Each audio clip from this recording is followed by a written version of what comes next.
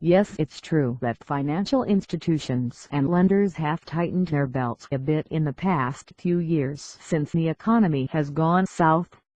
It may seem as though it is harder to obtain credit than in the past, but rest assured, it is still very possible to obtain credit cards for bad credit if you have gone through a rough spell.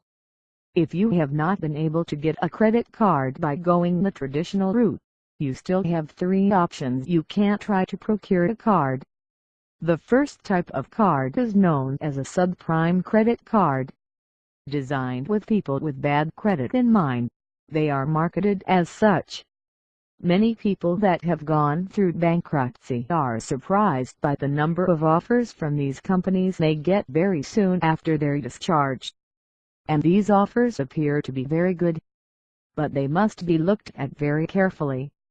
Generally, they really are not a good deal at all.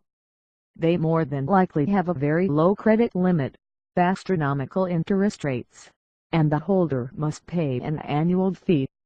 Thankfully, there are now regulations on credit cards put in place by the federal government.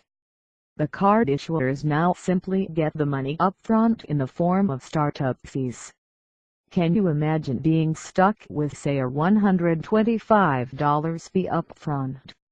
That's an instant debit of $125 for nothing. This is why these cards are good to stay away from. The next types of credit cards for bad credit are prepaid credit cards. They have made a huge showing in stores everywhere. These cards can be found online as well as at places like Walmart.